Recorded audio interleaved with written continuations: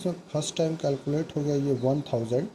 तो अब जब 1 दिसंबर 2027 को डेप्रिसिएशन कैलकुलेट होगा तो इसमें कैलकुलेट करने का ज़रूरत नहीं है, ये सीधा 1000 रुपये कैलकुलेट होते जाएगा। मतलब हर बार इसमें फिक्स्ड रहेगा कि हर बार आपको सिर्फ 1,000 रुपये ही करना है। मतलब हर टाइम इसमें 1,000 रुपये ही डेप्रिशिएट होगा। एक बार ये फिक्स्ड हो गया 1000, तो हर बार ये 1000 ही डेप्रिशिएट होते जाएगा। अब दूसरा मेथड होता है written down value method. Written down value method, तो इसमें क्या है कि ये रिटेन डाउन वैल्यू मेथड है, तो इसके नाम से ही पता चलता है कि इसका जो वैल्यू होता है वो राइट ऑफ होते चला जाता है। तो जैसे ये 1 जनवरी 2026 को ख़रीदाया, मान लीजिए 10,000 का था, तो 10,000 में 10% लगा, तो ये हो गया आपका 1000। तो जब 31 दिसंबर, सॉरी यहाँ पे भी 31 दिसंबर 2026 को जब ये डेप्रिशिएट कैलकुलेट होगा डेप्रिसिएशन, तो यहाँ पर हो जाएगा 10,000 माइनस 1000, यानी कि 1 जनवरी 2027 को इस एसेट का वैल्यू हो जाएगा 9,000।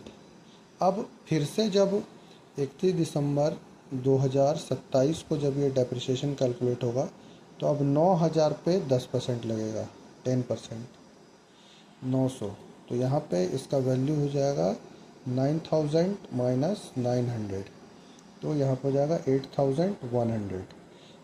तो 1 जनवरी 2027 को या फिर 1 जनवरी 2028 को इसका वैल्यू एक एक साल, जैसे 2027 में इतना हुआ, फिर 2027 में 31 दिसंबर को चार्ज हुआ ये 31 दिसंबर 2027, फिर 1 जनवरी 2028 को इस एसेट का वैल्यू हो जाएगा 8100 रुपया।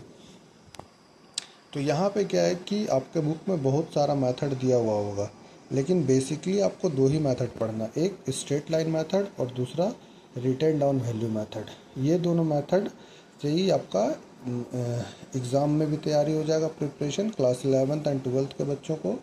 और जो ओरिजिनलिटी में काम होता है वो भी इसी दोनों मेथड पे होता है। ये मेथड बहुत कम यूज़ होता है, ये मेथड ज़्यादा यूज़ होता है। ठीक है, तो ये क्लियर है आप लोगों को।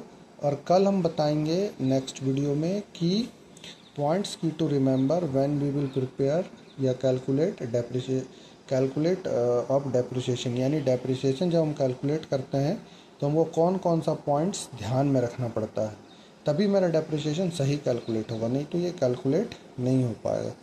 बाकी इसमें कुछ भी प्रॉब्लम है तो आप कमेंट करके हमसे पूछ सकते हैं। Thank you.